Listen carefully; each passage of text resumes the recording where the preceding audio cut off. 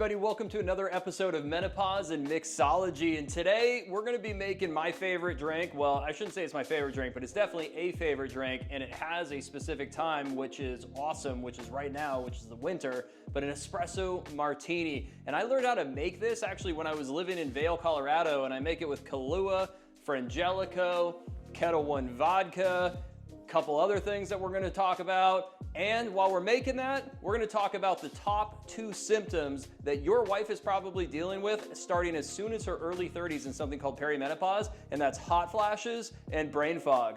Let's get going.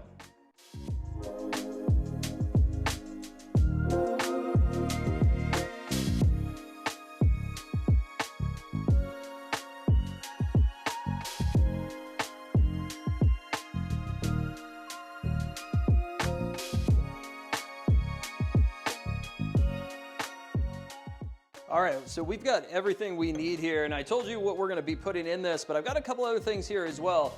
Obviously, espresso. It's an espresso martini, so we've got that going on here using the Nespresso. I've got this fine sea salt, which I've actually never used, but apparently a little dash of it makes it sweeter.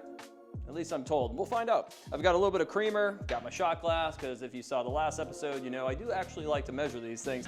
And a little special something here, which is some Hershey's chocolates, which I haven't tried this yet, but the vision is I'm going to put a toothpick through them and kind of pretend they're olives in the martini. I guess we'll see how that goes. But first and foremost, the number one thing that women deal with in perimenopause, one of the first things that comes up is fatigue, insomnia.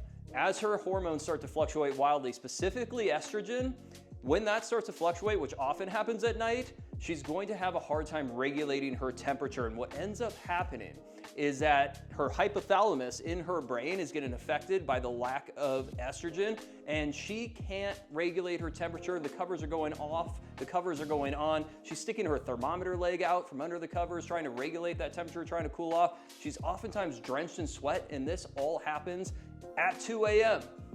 Well, most women say it happens at 2 a.m. Somewhere between 2 to 4 a.m., your wife is likely laying in bed, drenched in sweat, possibly sleeping on towels, has already changed her clothes once, and she's wondering how she's going to meet the expectations of the day because they're still waiting for her. It doesn't matter that she hasn't slept. It doesn't matter that she's having this hot flash. And when that hot flash happens, we'll talk about that in a second. All right, let's get started with this drink. First and foremost, I got to get some ice.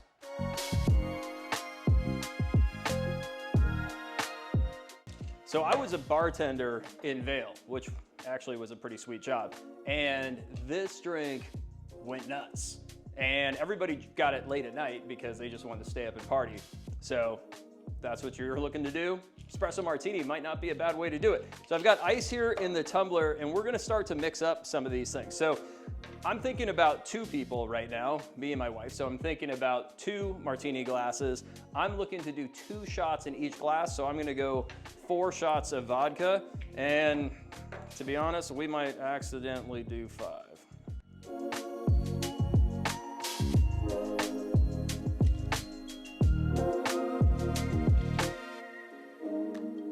How many was that? I think that was 3. 4 and 7/8. If it makes you feel better, go for it. All right, then we've got the Kahlua and Frangelico, and these I pretty much just do a 1-to-1. So it's kind of ends up being a half shot of Kahlua and a half shot of Frangelico per drink.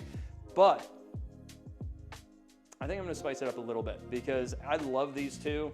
I mean, I probably don't have to tell you about Kahlua or Frangelico, but if you haven't smelled them, every time. All right, so when she's losing that estrogen, right, we're back in bed. And by the way, this doesn't just happen at night.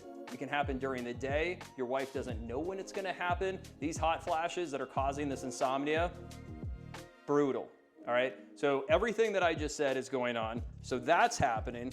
On top of that, when that estrogen drops, her cortisol, which is another hormone in her body, I'm gonna go 1.5. 1.5 feels right. That actually starts to rise. So that's our fight or flight hormone. That starts to rise, so that causes anxiety. Her heart starts to race, which is heart palpitations. A lot of women feel like they have to go to the ER when this happens because they think they're having a heart attack. That's how serious this is. And on top of that, her skin temperature can go up by 2 degrees. It's like having a fever across your entire body. Imagine that happening during a presentation at work. Imagine just going to work, not knowing that that oven blast of heat, literally, I go open that oven over there and it's at 400 degrees and you pull that lid down and that blast of heat hits you right in the face. That's what it feels like for her, but it doesn't come from the outside, it comes from the inside. So it's like an oven blast of heat from the inside being microwaved by her bones, sunburned from the inside, rising up through her chest. Her chest is sweating, her neck is flushed and sweating, her hair is wet, and she's drenched in sweat. And some women, this happens so many times at night, they just get tired of getting up and changing their clothes, and there's nothing they can do about it. They just try to go back to sleep, but they often can't. And this isn't just gonna happen tonight. You don't just get to make up for it, the next day. This can happen every single day, and it can happen for weeks, it can happen for months, it can happen for years, and it can happen even in postmenopause. This can start as soon as her early 30s. So imagine not knowing this is coming because your wife wasn't prepared for this, nobody talked to her about this, and the doctor that she's seeing isn't even trained to support her on it. So when she goes there and she's dealing with this, the doctor is often saying, yeah, you've got anxiety. You've got anxiety, go have a glass of wine, you'll feel better, relax, take it easy, do some meditation. But the problem is hormones. The problem is the fluctuation of that estrogen. All right, so I'm also gonna add this creamer in here. So we've got quite the mix. And on top of that, we still have to do the espresso. So I already made one. So I got this little espresso pod in here, and let's make up our second batch.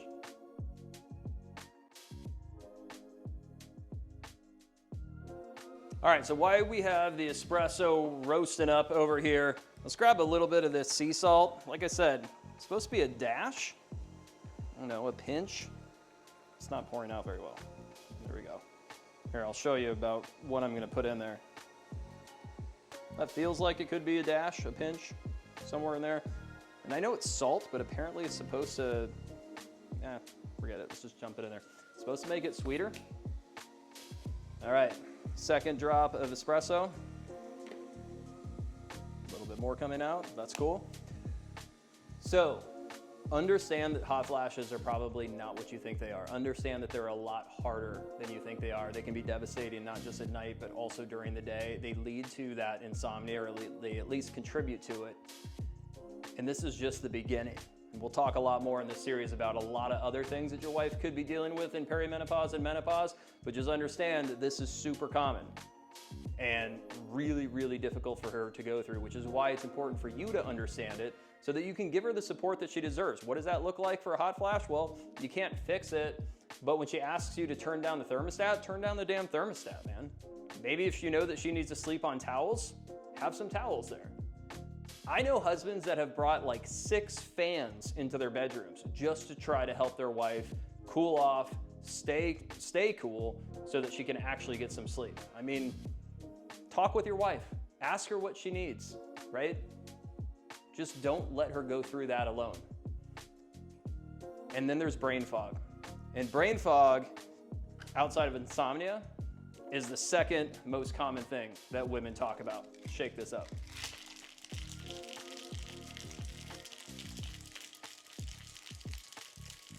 Did I mention that I'm not a mixologist? By the way, I'm not a doctor either. So, like I said in the first episode, if mixologist or doctor are required for you to learn anything here, then this isn't for you. But I am a husband. I'm another guy. I'm passionate about learning about this. I think it's totally unacceptable that women go through this alone. They don't have the support they deserve. They don't have the answers. And if you have a daughter like I do, you don't want this to be her future either, right? All right, so now I'm gonna get this thing a lot cooler. Try to keep it all in this tumbler. And brain fog, let's look at it this way. Brain fog is not feeling groggy or foggy after a bad night's sleep. Now, that bad night's sleep she's having isn't helping anything, but that's not what brain fog is. Brain fog is a physiological change in her brain chemistry. If you're gonna do an espresso martini, definitely have the frosted glass. This physiological change that she's going through means that when she loses estrogen, she's losing a hormone that affects the areas of her brain for everything from mood to temperature, which we just talked about, but also her executive functioning. So that's memory, decision making. She will literally just start to not feel like herself, and she won't know why. And the problem with that is that guys like you and me, we want answers, right? Tell me what's wrong and I'll fix it. But that doesn't work here. And she may not even have the words to tell you what's wrong because she doesn't even know, because the doctors, like I said, aren't giving her any answers. So she needs compassion, she needs understanding. But you can understand this. When she's losing that estrogen, that's affecting these areas of the brain so much that women will feel like they have dementia. They'll literally not recognize themselves in the mirror anymore. And that can be physical too. We'll talk about that in a future episode. Mentally, your wife is thinking to herself, who am I?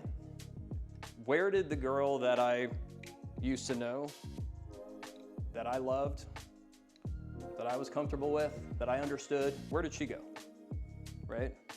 Check this out. This is actually working. I think you have to twist the toothpick to put this through.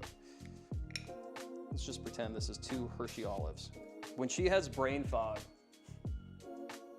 she's gonna forget words mid-sentence. She's gonna forget why she walks into a room. She's gonna forget why she's in a grocery store aisle. This can happen privately, right? Just in your house. It can happen in an important moment. It can happen when she's doing a presentation. How does your wife know when she goes to work and she's sitting in a meeting that she's not gonna have a hot flash? How does your wife know that when she's sitting there doing that presentation or maybe in a job interview, how does she know that she's gonna remember all the words, that she's gonna keep it all straight? And you know, there's nothing she can really do about that other than hopefully be surrounded by people who understand that that's what's going on in this phase of life. There was a news anchor in New York City named Tamsin Fidel, and Tamsin had never missed a live broadcast. She was a co-anchor on the morning news. We're talking New York City, right? Big deal, big audience. She's in a commercial break. And all of a sudden, she starts to feel that rush of heat we were talking about. So much so that she looked over at her co-anchors and said, if I fall over, I need you to catch me. And was still planning to continue the broadcast. But her co-anchors looked at her and said, you're flushed, you're drenched in sweat. She was feeling that oven blast of heat. She knew she was sweating in her chest and her face. And they're like, you gotta get off the set. And so they helped her get to the bathroom of her New York City studio, where she laid on the ground in the bathroom getting relief from the cold tile while staring at the bottom of a toilet in a dress. Wasn't able to return to the broadcast. And for 15 minutes, she laid there trying to catch her breath until finally it subsided and she was able to sit up, get up, and she said, what the hell was that? That was a hot flash in an important moment. And prior to that happening, she had already said that she was feeling off because the brain fog had already started to sink in. The brain fog that was making her literally look at the teleprompter and she couldn't, like she would see a word and she would know the word, but she couldn't say it. Imagine that being the case when you're a broadcaster, right? That's brain fog. It's not just being foggy, it's not being groggy. It's an actual chemistry change that's going on. That's what your wife's battling. Hot flashes, brain fog, insomnia. And that's just the beginning. The divorce rates, which I talked about in the last episode, are soaring during menopause years. Upwards of 60% of divorces happen between the ages of 45 and 55 for women, and 73% of those divorces, the woman said that menopause attributed to the cause of her divorce. It doesn't have to be that way, guys. It is that way because of confusion, lack of communication, judging and blaming your wife for these things that she's going through that are out of her control, rather than listening to and understanding it. And do your feelings matter in this? Absolutely they do. Absolutely they do. You're also experiencing this. That's why you have to talk to your wife about what's going on. And if you don't think you can, write her a letter. Say what you want to say. Ask her to write you a letter back. Give her time to hear it. Sometimes in the arguments and everything else, you don't know the right words and she's not even hearing them anyway, and vice versa. And if you're not getting anywhere that way, write her a letter. But just know that these things are happening, and so many others that we're going to talk about in this series. Well, we got an espresso martini. Get me hyped up, going for the night. We've got our little Hershey's olives.